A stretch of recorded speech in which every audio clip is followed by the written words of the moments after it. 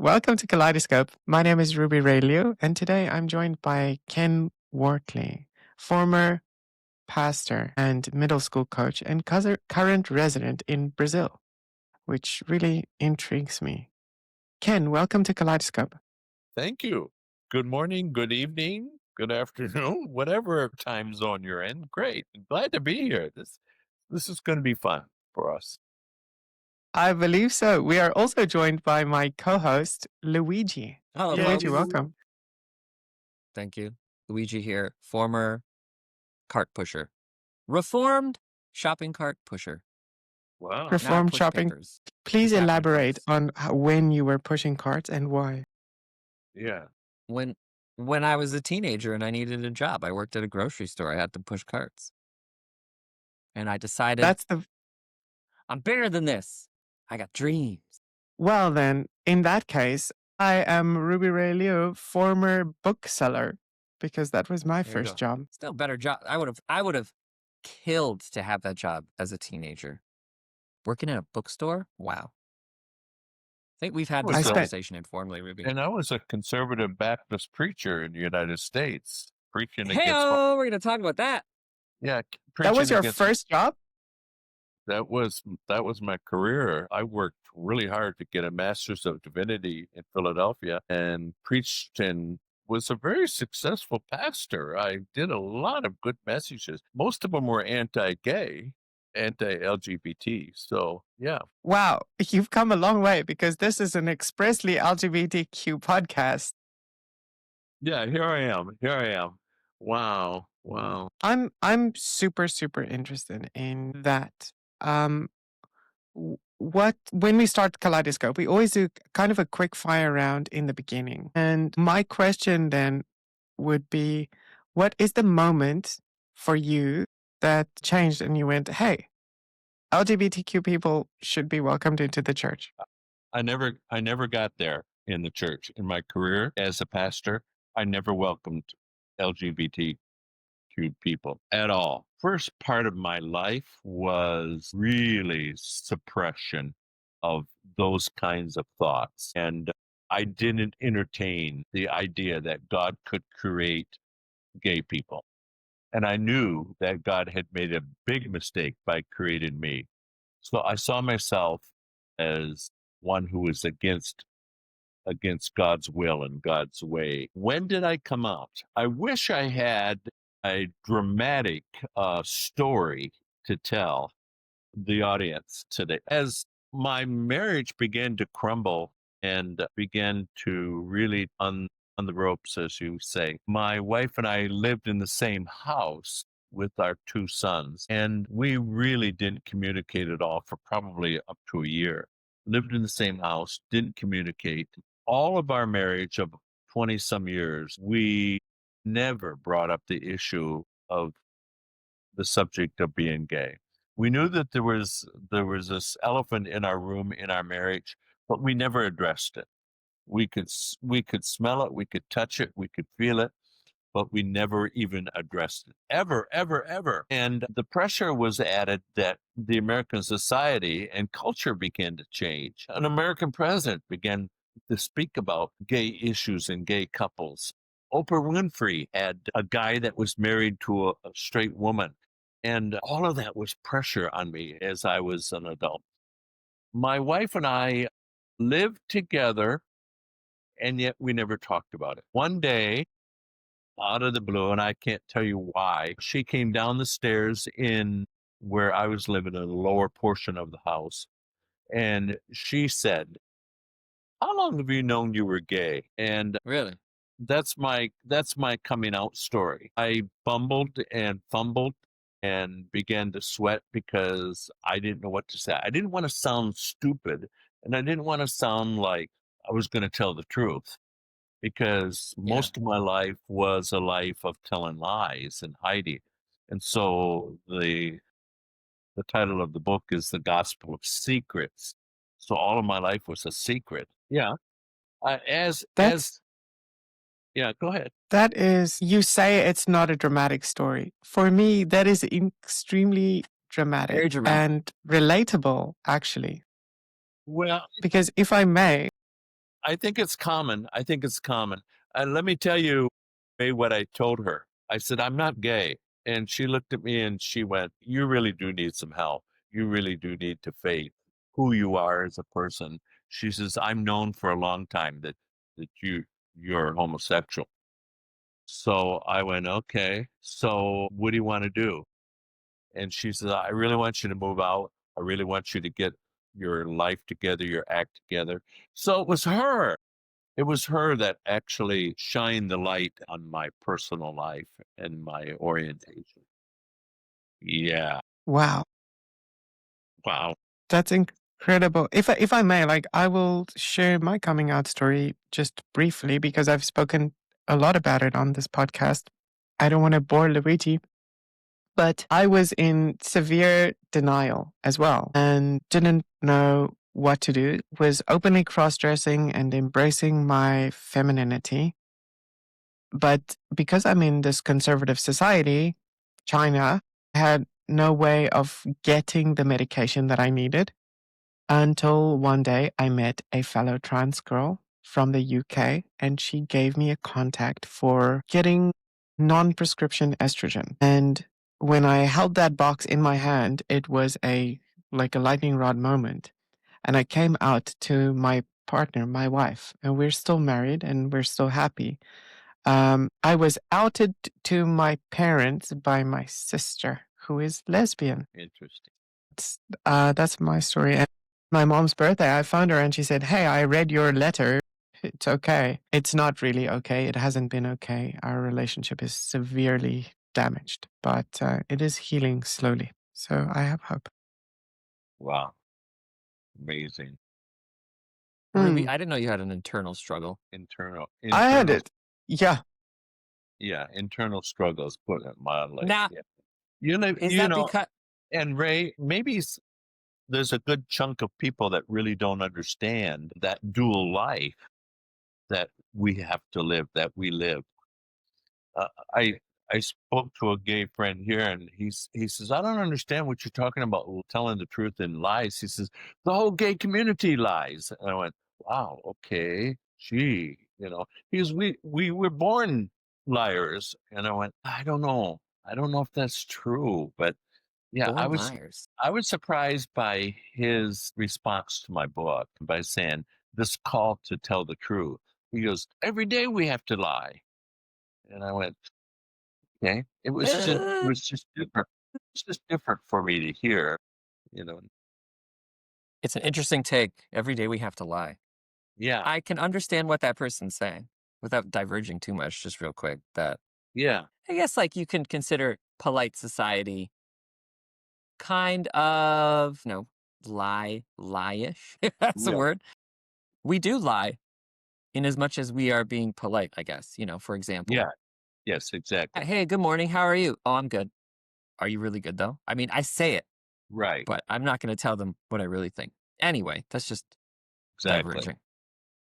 To protect No, I yourself. That's think you're interesting. onto something. I do think you're onto something because if it is true that the LGBTQ population are born liars and have to lie every single day, then that is true for everyone. Yeah. Everyone has Oh, to I would lie say every so. Yeah. single day to hide the truth of themselves. And we touched on it with with another guest who said he has cis straight men coming into his hostel looking for hookups. Right. That situation exists because they are lying to themselves because they have to lie. It's not because Yes, they're gay.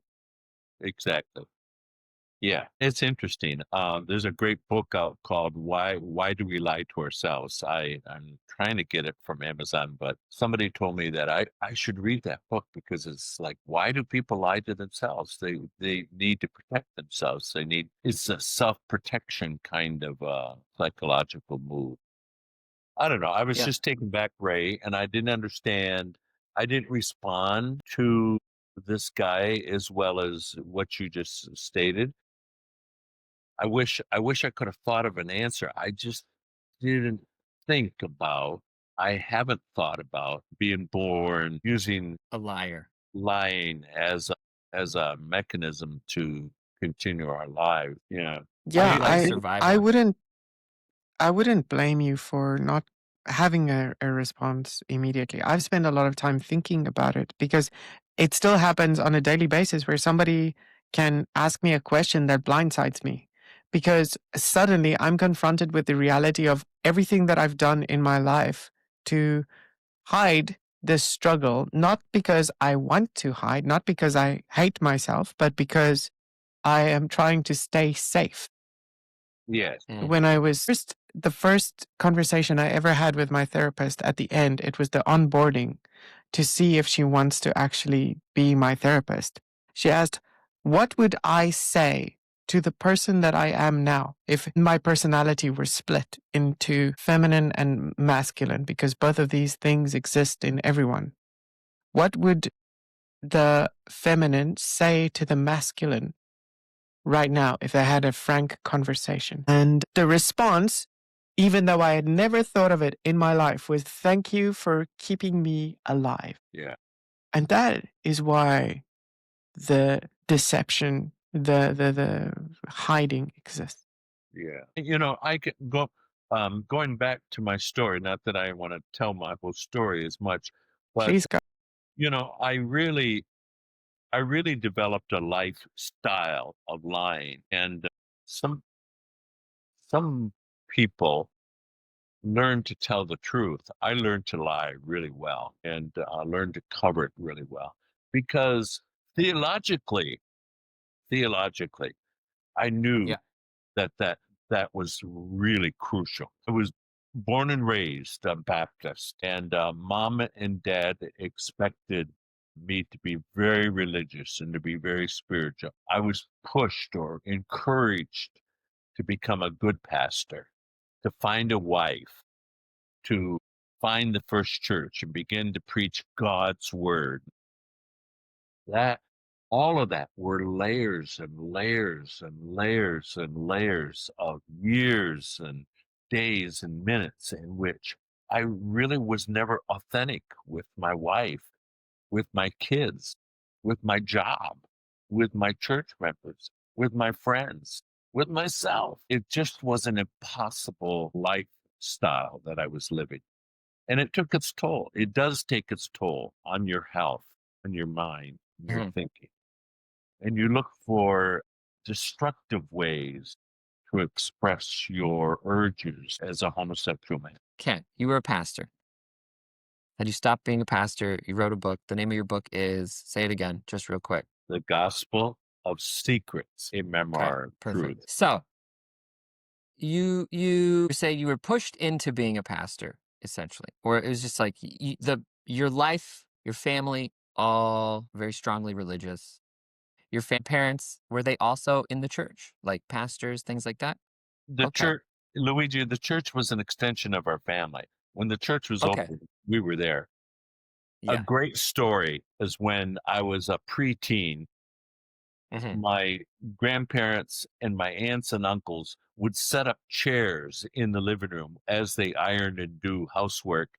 And I was in the front preaching with an open Bible.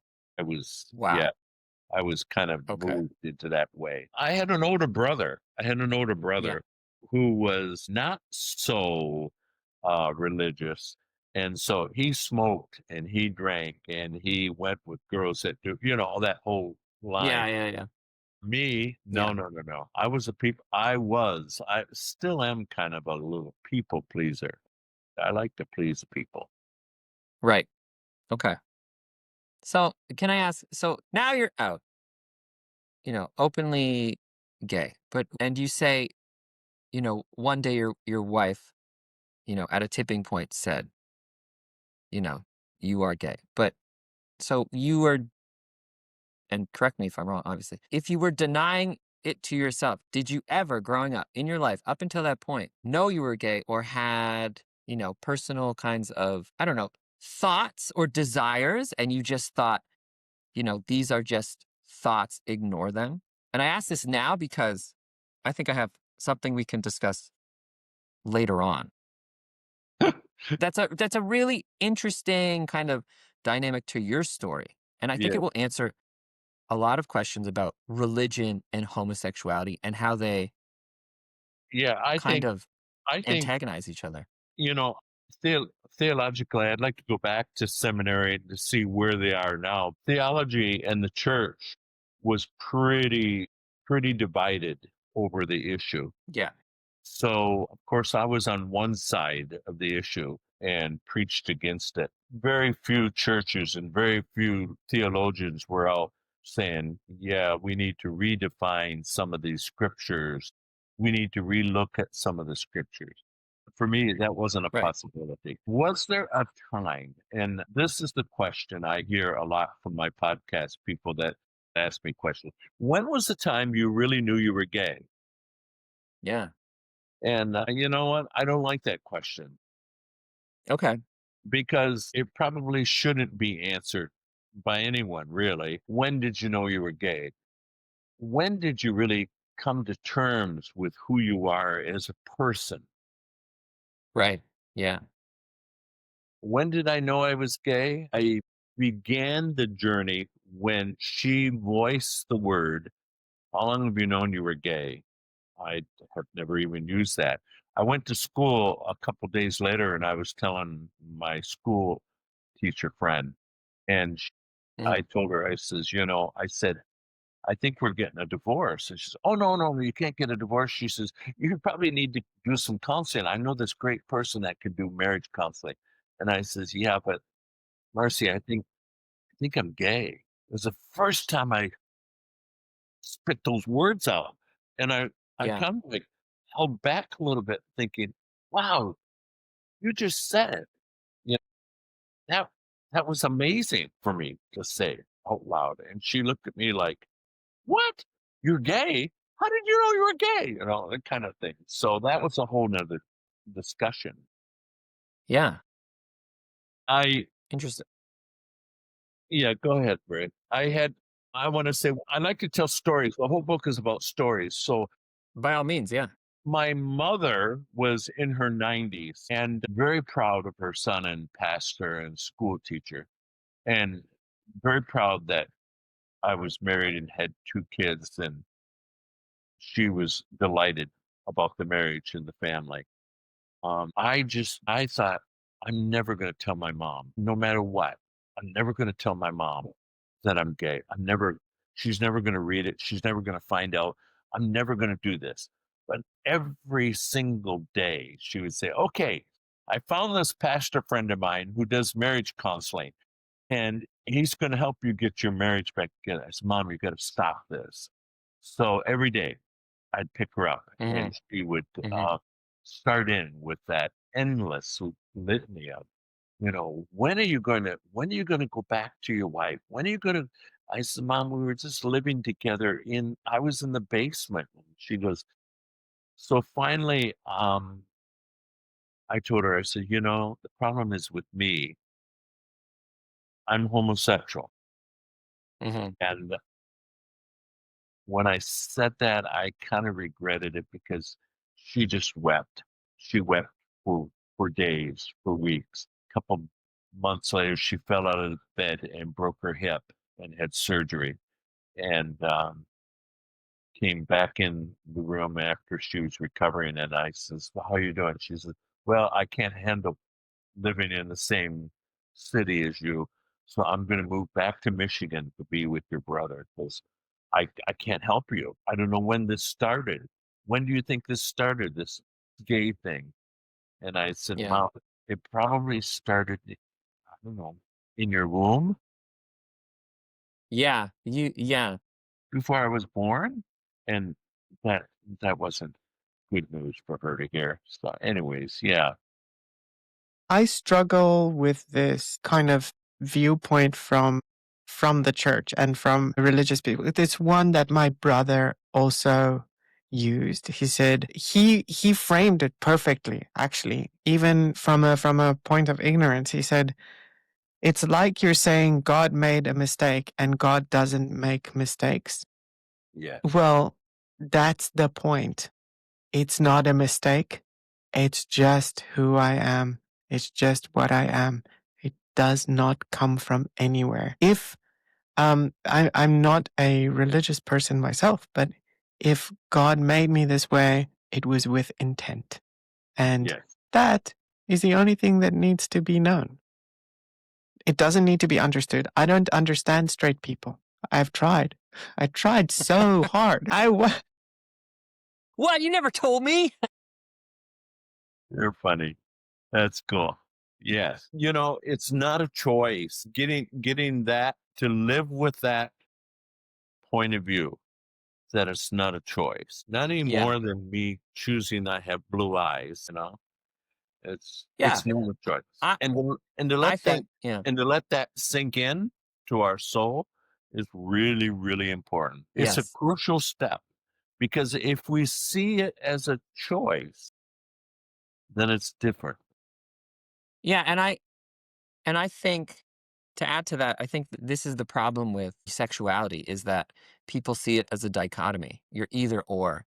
And so that's why people probably ask you the question, which now that you say it to me this way, I'll think about how I ask it in the future. When did you know? Or when Yeah. did you become? But they treat it like a dichotomy, but really, you know, thought has been from scholars in the last, I don't know, couple decades maybe, that, sexuality, gender, whatever, it's fluid. And if we recognize it as fluid, you're right. There cannot be a point when you decide to be something that is authentic, which I hate to use the word, but authentic in as much as that's the starting point. It was just denying it, or, you know, Yeah. Yeah. hiding it because for whatever reason you have to do it. And I mean, a lot of we know why people don't come out and hide their sexuality, obviously. I have a I question, Okay. Go ahead.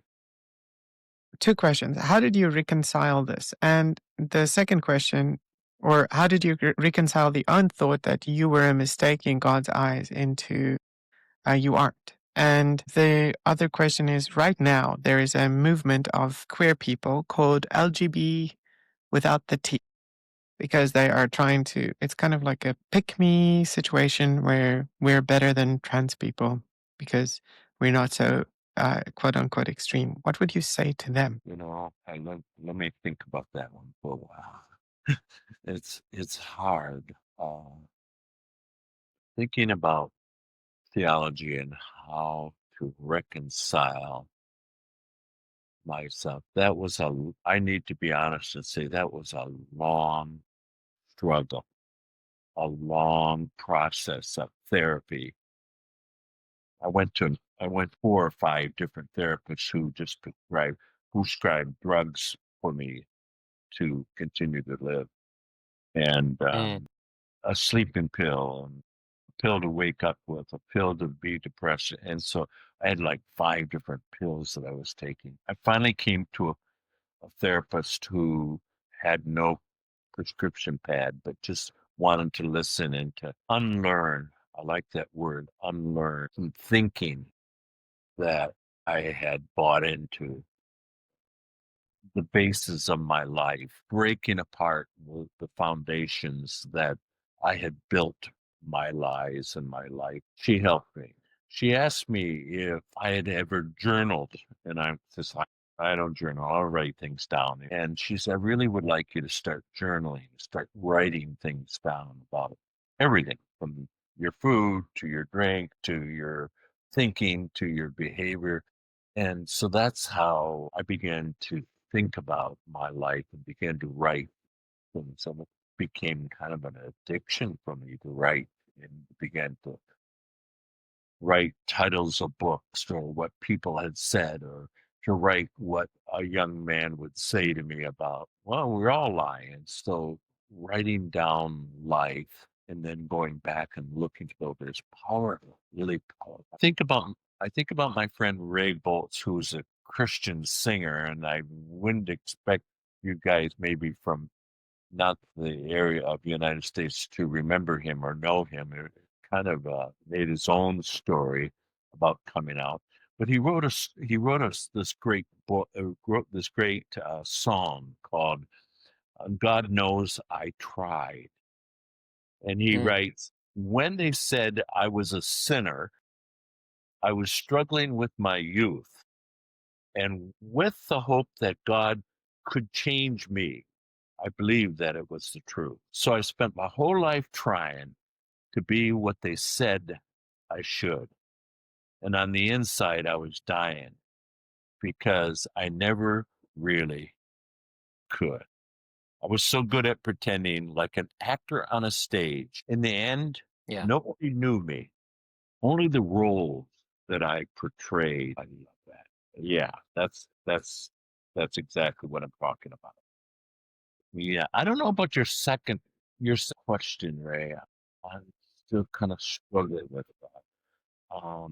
And I live in a culture of Brazil. Brazil is it's such a different kind of a culture here with Yeah. the LGBT group. You can you can have a trans daughter or son, but you can't talk about it. You can't bring it up. You can't address it. It's kind of similar Yeah. to my situation. You can have a gay son or a lesbian daughter, and everybody knows, but nobody's Yep. Yep. talking. Yep. Nobody's affirming We it. we are yeah, Ruby and I are familiar with this actually because we Yeah, know someone from Brazil who is queer. Yeah. yeah. So Yeah, Ruby, what do you think? he To loves answer your listening own to question. podcast episodes. There you go. Yeah, wow. That's I'm struggling to figure out ways to articulate as well because there's this torrent of anti-queer media and rhetoric from multiple. It seems like many sources, but really it's coming from one or two controlling points. And those are predominantly staged in the US, unfortunately, which is ironic because that used to be and it's all power plays. For example, the anti-LGBTQ movement in South Africa comes from a place I like to refer to as the Cape Town Mafia. It's a rich conservative think tank in Cape Town, which is linked into politics, and that's they drive that. That's what they do because they have money. Yeah. Right. Right. And it's Mm. probably, I'm guessing, tied theological church people. People that I No don't doubt. I believe think that the definitely. church is exclusive by nature. So people that believe they are theological, but I don't think that they are actually. Personal Yeah. thought. I don't think that theology is exclusive in any way. No, obviously it's not. But I m- I made a statement at a cocktail party a couple weeks ago that I said that the church is really a scam, and I don't have a filter too well. And the person, neither do we. Don't worry. the people that were there didn't take it well. And I said, I look back at the church and I really realized that it's a controlling group organization. It's a controlling group of people. And the more that they can control and the more that they can have their fingers in controlling, the better. So when they put out media things like that in the United States and Africa or wherever in the world, the issue is control. I don't know how Yeah. to control. I don't know how to control a trans population. I don't know how to control a homosexual son. I You think really yeah. touched. That's I think you're right. You're right carry on, to Luigi. thanks. You're right to a degree. I would agree in that the people who are saying I don't know how to control are, not the people, not this secret cabal of people at the top, but just regular everyday people. For me, I always bring this down to like my own conspiracy that the reason there's so much focus on, let's say, for example, trans people being an issue in society is it is a distraction from the greater issues of government and a small selection of people, a small group who is attempting to maintain power and distract people from real issues like job security, like a failing economy, things like that. It's Interesting. really a veiled class issue and it's just distraction, just trying to get people emotional in order to avoid the real issue at hand. Sorry if I sound redundant, but so when that stuff, I have no truck with that kind of stuff because I just think it's nonsense. And for the people who are, staunchly, fighting to, maintain this kind of heteronormativity, I just think like, how are you so happy? Like, Yeah. do you not see the misery of your life when you have to, I don't know, pay a mortgage, make money, make sure you have job security, worry about healthcare? But no, instead it's, I don't want my kids to be turned into gay people or trans people at school by teachers for whatever reason. It's just so absurd, so wrongheaded. The gay population today, that are gay and are religious still have the need to be involved in church work and theology. So Yeah. there's that need still.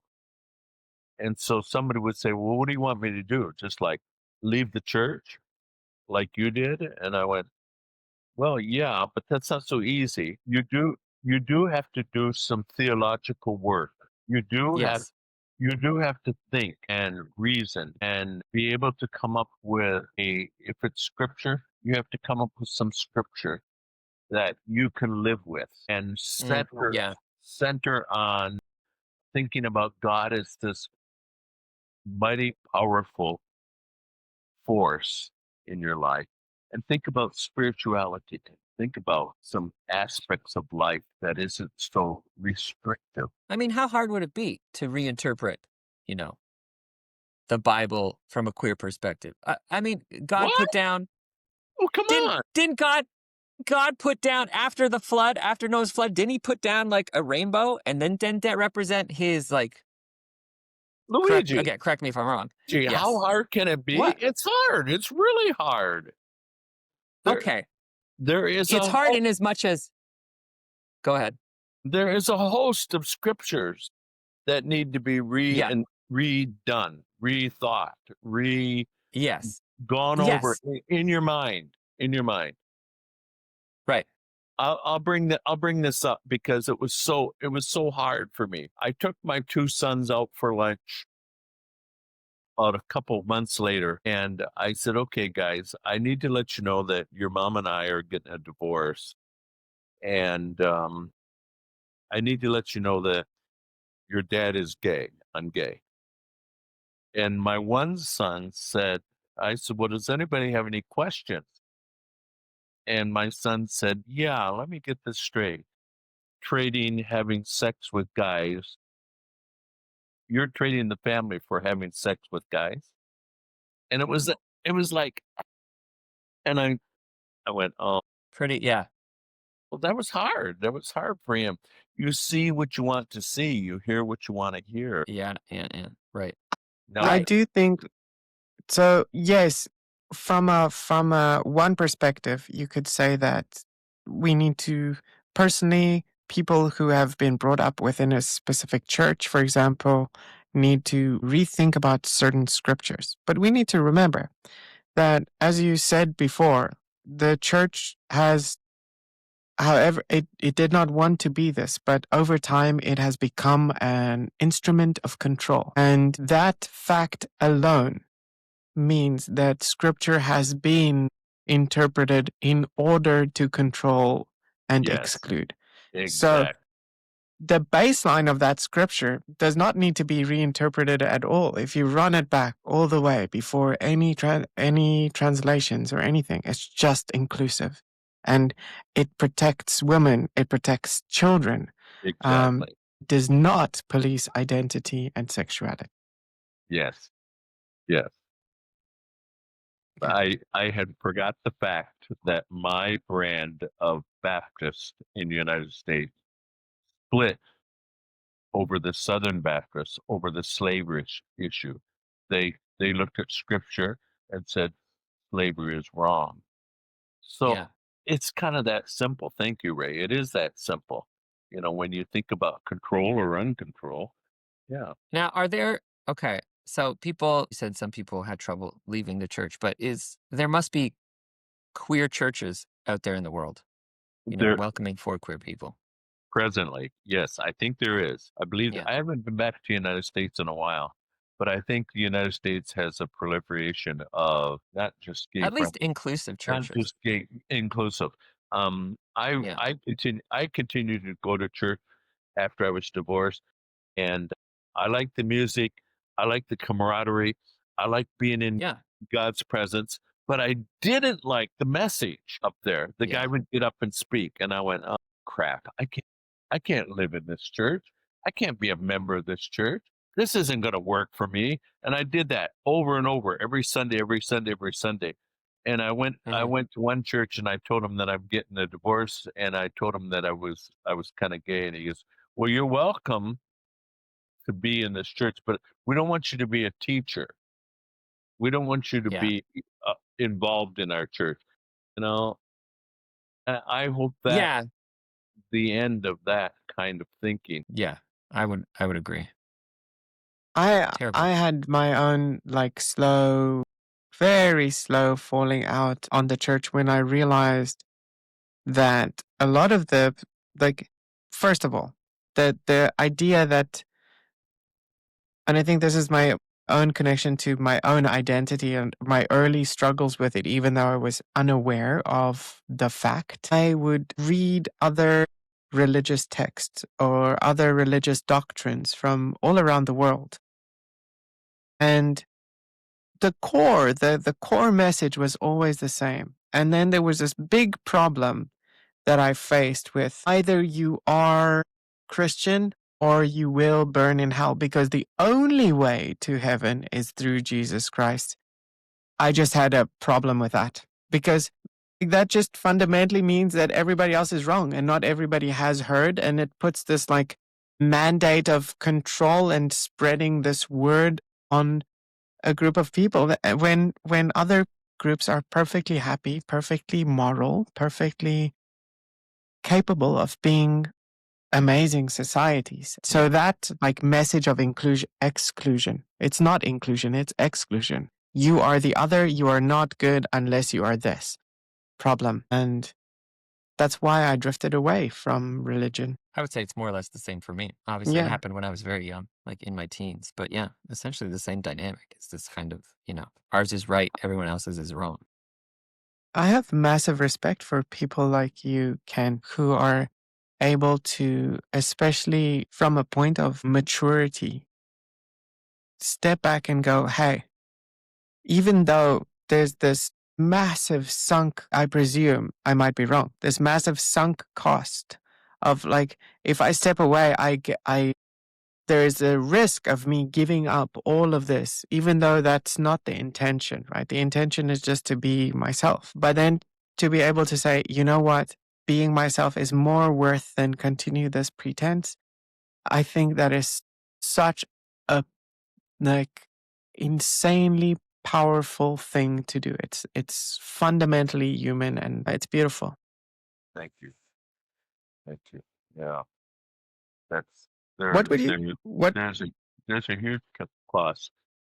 Um, I was I was shopping one day, and this was maybe a year into this, and I was living by myself. A church woman came up to me, a good friend, and she says, "Pastor," and I knew I was in trouble when she called me pastor. Didn't call me by my name. And she says, "We've heard that you're getting a divorce." And I said, "Yeah." And she says, "And you've entered into that lifestyle." And I went, "You mean the lifestyle where I cry myself to sleep at night, or the lifestyle that I take sleeping pills sometime to get to sleep, or the lifestyle that I'm being judged by church people?" And so I listed her all of the lifestyles that I was living through, you know. Yeah. She had a different It's lifestyle. obviously, And she thought I was hitting all the gay bars every Friday night. And yeah.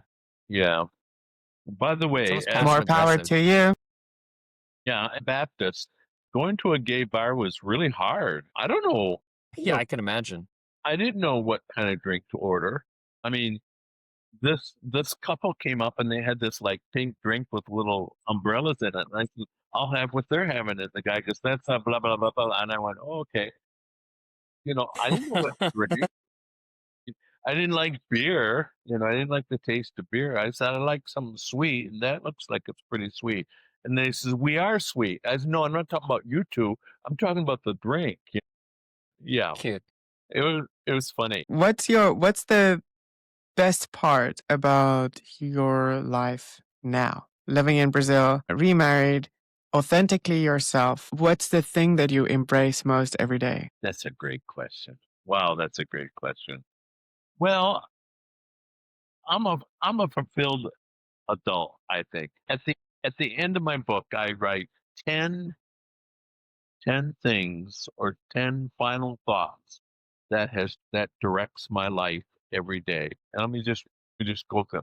Finding peace in something bigger than me.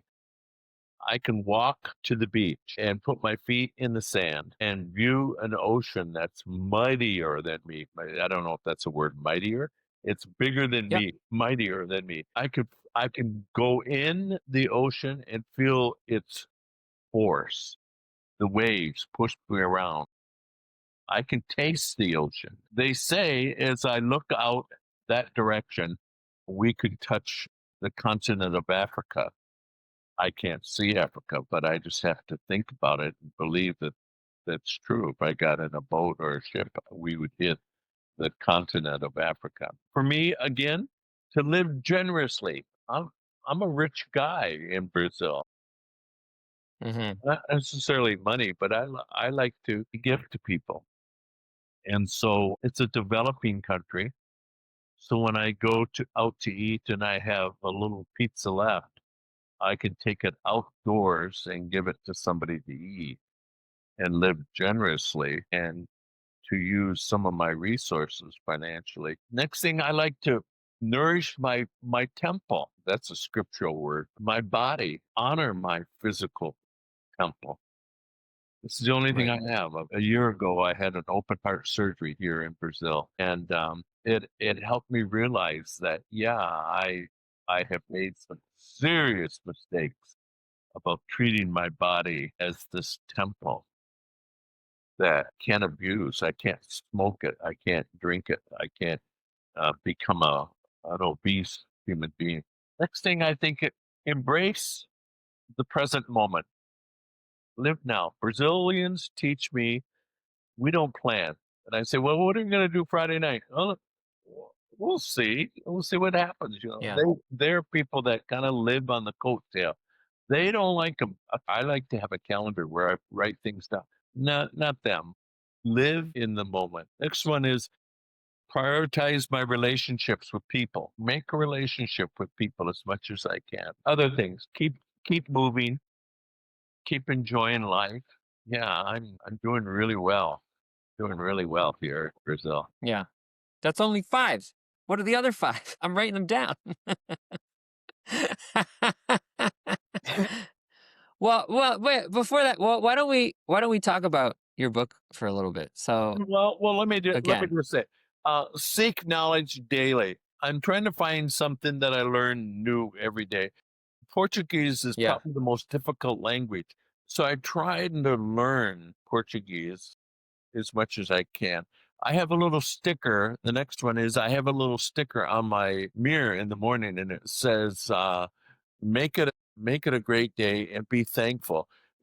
I really want to live a grateful life, a life of gratitude every day. Wow. yeah, And so when I lay down at night, I think, well, what kind of a day did I have today? I kind of evaluate the day that I had. What was good about today that I really can celebrate?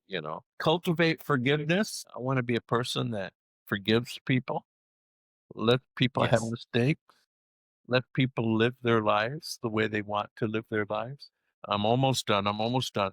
Um, Live authentically with passion. So it's really hard for Brazilians to be with me because I have a big mouth and I don't have a filter, like I said before. And I call out their love for their ex-president, And somebody said to me, "When are you going back to the United States?" I says, "Well, I can't because United States is bagunçado, which means it's a mess back there. It's a mess. I'm not going back there. They went, what do you mean it's a mess back there? Brazil's a mess. No, no, Brazil, the way you see it, Brazil is a beautiful place. Right. What do you want to know about my book? It's on Amazon and it's doing okay. I'm kind of glad to be on podcasts. Well, I like that. Yeah. So, well, I'm just curious if you could tell the viewers generally what the book is about. What does it focus on? What's the Well, I don't know, the it's a oeuvre? coming out story. The subtitle is a memoir of truth, liberation, and love. It details my life from the beginning as a young boy Okay. to a young man, and then what happens to me after that. It's not a very long book. It's like 100 and some pages, but it's good. Pick it up. Great one. Yeah, I've tried to get a hold of it here. Amazon no longer does sales here in China, and I don't really have a good way to get hold of it at the point. But I'm very interested in reading it. Next time I'm in South Africa, I will get that done. I swim every day, Ray, and there was this lifeguard that says, "You're the author of that book. I read your book this weekend." And he speaks English gladly. And I went, Mm. wow, Wow. because it's in English, it's in Portuguese. And he says to me, "Your life was a mess." He goes, "Are you okay now?" I mean, like it was the saddest story I've ever read. Yikes, I hope that's not the ending, but that's the way he viewed the book, and I was so delighted that some Yeah. guy in Brazil had read my book. It was kinda cool, kinda cool. Yeah, for me, it's kind of wild to have the opportunity to speak to. I never imagined in my life before that I would have the opportunity to speak to just in the past couple of months, the chairman of the hate crimes committee in South Africa, published author, the owner of the first LGBTQ inclusive hostel on the African continent. These things are completely unfathomable to me, and it just, for me personally, it shows that the more you let go of the things that you were and that you thought you have to be, the more, I don't know, the more alive you come to me. And I ask you a question: what's the thing that you love most about your life now? And for me, it's that. For me, it's being able to go, hey, yeah, sure, I'll do that. I can do that. It doesn't matter. I do not care what other people think. Yeah. Yeah. Yeah, and that's I could not have imagined I'd be doing this a year ago if you'd asked me. I would have said, yeah, it'd be cool. But I honestly had no idea of doing this and talking to the people we've spoken to, Yeah, which have all been really, really interesting. that's great. Ken. I have a question, if I may ask. How did you meet your current partner? Repeat that again, I'm sorry. What? How did you meet your current partner? How did I meet my partner? I did it the old-fashioned way. We were online together because I was an English teacher, and he was an English teacher in Brazil. Ah, And it started off, he admits to this and says, it started off with him practicing his English with somebody because that's the big yeah. deal in Brazil, practice your English. You can know it, but you have to practice and practice. So he says, I look forward to talking to you because I could practice my English. And I said, well, I kind of look forward to it because I was kind of romantically falling for you, and he said, no, not for me. I was learning more English and more English and more English. So we did an online chat. We did an online chat for like weeks and months. I don't even know what the title. I don't even think it's in existence anymore. But it's not just for English teachers, for gay people. It was a gay chat line online. Okay. As time went on, I said, you really do need to come to the United States and visit. And I didn't realize how much pressure I put on him to try to do that. He went through the visa process and immigration and was rejected once and then rejected twice. And it wasn't until the historic decision by the Supreme Court that gay people could get married, and it affected Hmm. the American government. So we did the fiance visa was approved, and he flew to the United States to be with me. It's kind of wonderful Wow. to begin a new life, and that's really when our life began to bloom and blossom. Yeah. Good question, Ray. I'm full of them Beautiful. today. Yeah, When am you. I Do you going to be think you're that gonna, lucky? When am I going to find love? Ruby, when's it going to happen for me? Yikes. Luigi? You have to Yeah. manifest. You have to manifest that Yeah, it you're right. comes. It's coming. Don't worry. The ship is sailing. It's just slow. I feel like the running gag on this show is my really unsuccessful love There, life and two inability to things I date. think that will help Yeah. you. One, travel to Thailand Oh without a my. plan. Two, Yeah. Okay. uh, it's rain. Yeah, No. come, come, come to Brazil. There's like a bazillion guys in Brazil. Or girls. I am. Luigi's I a am. great I cis am man. as straight. I am as straight as an arrow, Okay. Well, Mr. Ken. there's many, many beautiful women. Brazil people really take care of their body. Yes, Yeah. that is the stereotype, isn't it? Well, I But remember go ahead, Ruby. Go a ahead. little story. So one of the things that changes when you go on hormones potentially is your sexuality. So I grew up a straight man Hmm. and married a woman, and I'm still very attracted. I'm bisexual, but I remember walking to school one day, a couple of weeks after starting hormones, estrogen therapy, and a lot of the things in my body had started changing. But I remember seeing this Brazilian hunk of a man who is our PE teacher, and my knees just going weak. And I went, oh, that's a problem. Yeah. Yeah, they do. It's really the capital of facelifts and Botox and tummy tucks. It's an amazing country of the way they maintain their face and their wrinkles and their body. And wow, yeah. And the beaches are wow. They don't like to wear too much on the beach. So Luigi, just gotta come and just see the Come on. scenery. Seeing the scene. I sound like a degenerate pervert who wants to go to a nude beach. No, you don't. You sound like a single man who wants to meet someone.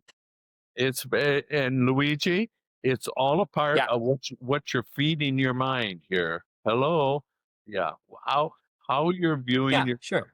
and wow, Yes. I'm taking the psychological liberty to tell you this, but yeah, it's like how if I'm always going to be single, you're always going to be single, but you have to begin to Yeah. look. Yeah. Yeah. Yeah. I guess Ray and I we want you to be successful and to be in a partnership with somebody that really Aw. appreciate your fuzz Thanks. your fuzz.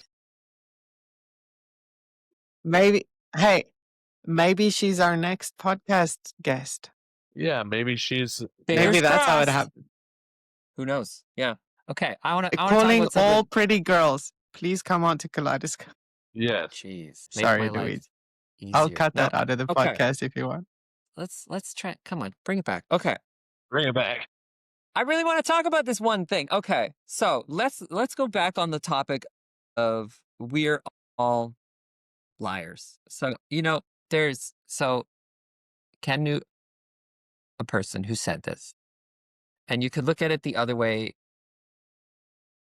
in as much as, we all put on a mask. So we're all kind of performing in our day-to-day lives. When are we really our true selves? Maybe when we're alone. But I said, or I mentioned that, when people are coming out, there's this idea of like a dichotomy, like either or, which isn't true. But I mentioned, using a kind of case study to provoke another kind of discussion. So I guess I'll tell you a story or a story I heard. So it's someone else's story. So this person is quite religious and they don't, and then, for example, even though I might declare I'm not religious, they say, no, I believe you are because of how you are as a person, how you act. Like, you're such a good person, and only a good person can like be religious. And I'm just thinking, or believe in God, let's say. And I go, well, I don't necessarily agree with that, but whatever. So that's that kind of person. So this person also shared a story with me about how they knew a young queer woman, and she was very young, a teenager, and they were gay. But then this person, by association, I guess, somehow brought this young teenager into the church, or was just by osmosis moved them so much religiously that this young person is no longer gay. They are straight by some act of providence. And every day this same person, this teenager, now an adult, thanks them every day for what they've done. Now my question is, or I guess I just want to ask in general, like, I personally don't, I still think that person is queer, but they are living in a space or a culture where they just really can't be true to themselves. So you have this faith can reshape identity. And I mean, it can do that, but is it an honest shaping? You know, is it authentic? There, I'm using that word again. Because when I hear the story of, oh, a young queer person was queer, but then they found the church and now they're straight, I find that very, very difficult to believe. Why would a young person even choose to be queer in the first place? Children, teenagers, young people, youth, they don't do that. You know, they're very good at following their desires and doing what they want. You know, that's why school's so hard. You know, they got to do work. They're effectively selfish. So, spiritual intervention, can it alter someone's innate sexuality? Ken's already shaking his head. I don't believe so. I don't believe. Nope. Yeah, and I don't believe You I know, don't believe it either. I just wonder. and I live in a culture in Brazil here that is so typical. The little town there, Vinicius, my partner, is from, called Baja de San Miguel. We go there a lot, and there are 3 or 4 or 5 very, very, I'm just going to say, very feminine kind of gay guys that work in the church, the Catholic Church. I just said, I pulled one over and I said, why do you work in such an organization like this, the church? And they went, everything. And they said, all of them said that it's just, of course, it all falls short, but this is where we find satisfaction and help. But the church hasn't converted them, and they haven't converted the church at all. But there's room here in the culture in the Catholic Church for gay people to be involved for something. Now, you can say, well, aren't they using them? Aren't they kind of like using their abilities and talents? Maybe, I don't know. So these are just queer people in the church. They're still queer. Yeah, very, very much Right. so. Very much so. And I think that's We have Yeah. 4 trans people in this little small town. There's just room for them. There's no judgment, I guess. But again, you don't talk about it. You don't express it. You Yeah. never And that's great. verbalize it. There Yeah, there's that's an bad. Yeah. exercise queen. I call her the exercise queen, and she's got like long fingernails, and she's got huge, big thighs. She's very athletic. I said to Vinicius, why does she wear those nails? And he says, 'cause she's a guy. And he looked at me like, what? Don't you know that she's a guy? And I went, wow, I guess I didn't. Wow, okay. There's so many things that I'm learning about this culture that's just so different than the way I grew up. I don't think that, I'm trying to articulate this carefully. When you say it's not spoken about, I agree. Like, when we ignore something, we don't address it, and we don't like say, "Hey, you're welcome here." That's a problem. But when the culture is one of, it doesn't matter, not to the point of ignoring, but to the point of where discussion isn't necessary. As the closest ideal example, I can think of Thailand. where the gender is extremely gendered. I mean, the language is extremely gendered to the point where you can, on the fly, choose how you interact with people based on how you sign off on every sentence that you say through cup and ka. And so it's not actually spoken about. It doesn't need to be spoken about. It's known and accepted, and people are treated the way that they want to be treated.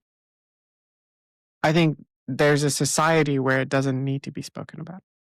And we have pride, the Pride Parade, for acceptance, not for, as a lot of misconstruence, for conversion. The Pride Parade is needed because there is exclusion. Once exclusion stops, the parade will probably end.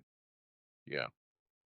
Brazil has Yeah. the largest pride parade in the world. It's about 4 million people. And Wow. I went I want to one go. yeah, it's really something. I went one Sunday. I mean, it's amazing, but Brazil has a lot of problems. I don't want to say they're an accepting culture. I'm just saying that, and there's a lot of violence, of course, against trans people here. Hmm. I'm just saying, my learning curve is just so far. I mean, it's just beginning to learn. To sit down and have lunch with this young woman who's like a pillar in our little town, and to realize and to have Venetians tell me, she's a guy, and I went, what? I mean, No, she isn't, though. yeah, all this time in my mind, I thought, wow, she's got big legs. I mean, muscular legs. She's an athlete, and in my mind, wow, she does a lot of exercise. And then, yeah, yeah, for me, yeah, I have to grow and become more into my Yeah. thinking. And also, to a large extent, yes, she is working out. I used to be rather muscular too. And estrogen, the moment you start taking it, it declares war on muscle mass. You cannot keep it. Yeah. And so that will probably disappear over time for Yeah. her. So, Ken, let me ask you then, Yeah, I knew bringing it back to my story. Luigi had questions. I knew Luigi had questions. Bring it on, Luigi. I'm just, okay, let's say you heard this story. You ran into this young queer girl who said, I was queer, but now I have been moved by the church, and now I'm straight. What would you tell them? How would you respond to that? Because I think you're like me and you think it's not, I hate to say it's not true, but, they're not being honest with themselves. How would you approach that? I could just begin to tell her a little bit about my story and say, it's very important, no matter how old you are right now, to begin to think about Yeah. the path that you're going. What do you really, really see in the mirror each morning? Who's that person? Who are you?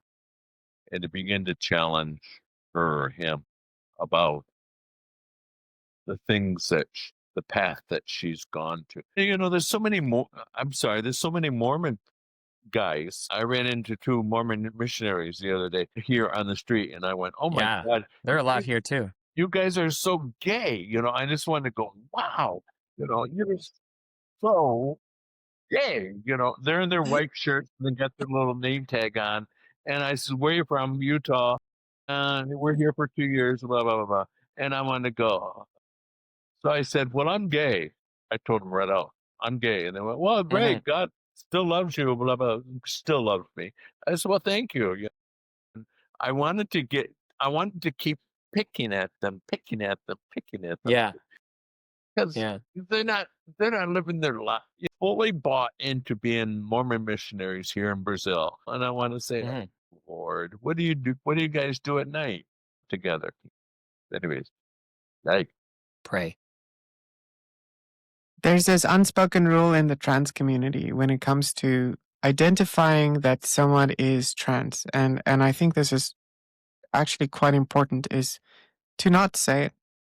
Like, if I met this girl who says that she is no longer queer in whichever way she was because of the church, I personally would have Yeah. my reservations on that, but I'm not going to try and Yeah. change her, because at the end of the day, how she expresses and what she wants to do is her choice, and that's the choice that I am fighting for as well. Ex- So I will be supportive. I will tell her my story, and I will hope that she is supportive of me in the same way. And I will always doubt whether she is actually, but that is my problem to carry. Yeah. And Ray, you've said something very important, very spiritual today. Yeah. You said, we can't change anybody. We really can't change anybody. We can only change ourselves. I can't Yeah. try to Yeah. change her. No.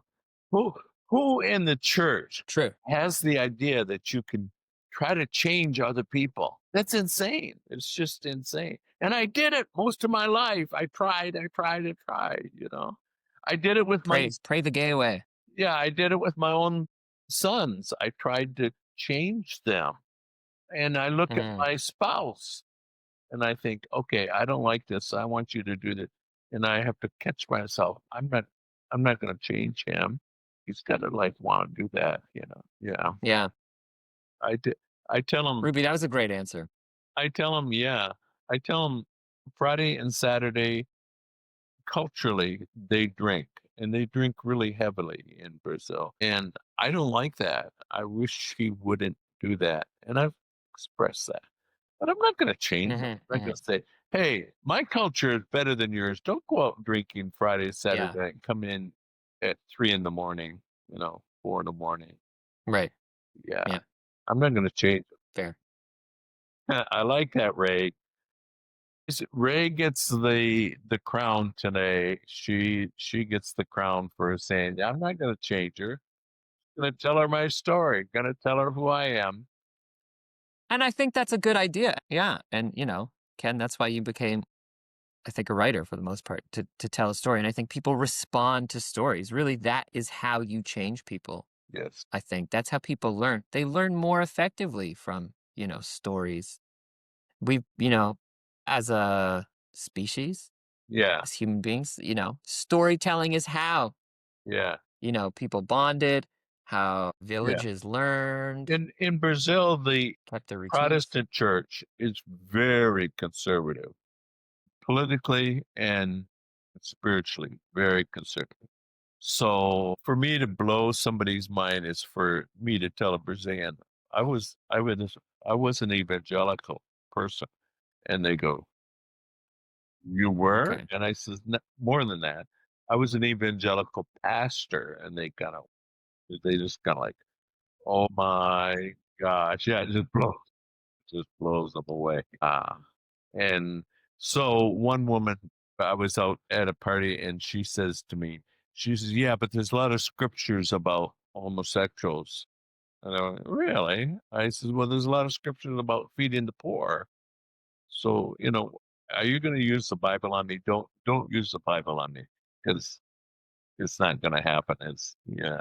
I spend too much time reading the Bible and knowing the Bible inside and out, for somebody to try to trump me on, the Bible says this about homosexuals. Yeah, well, okay. Yeah, and does it though? And did it?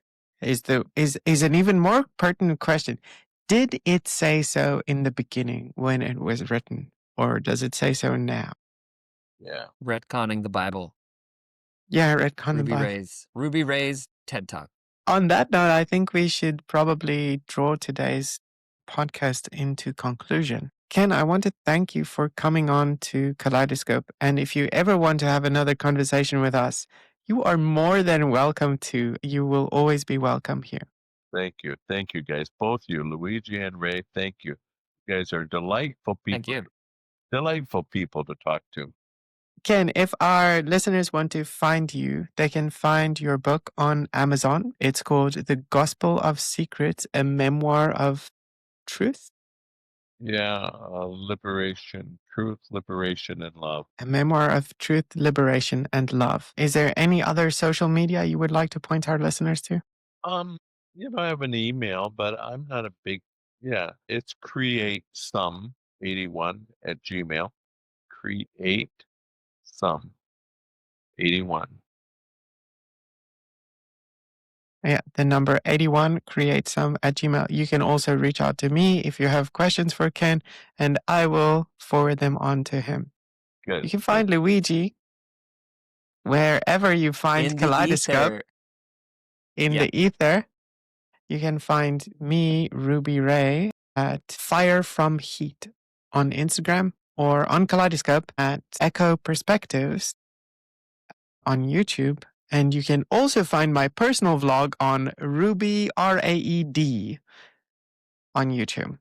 Thank you so much for listening, and we will see you again. Ken, I'm going to end the recording now. I would like for you just to stay on for a minute or two, please. That's good.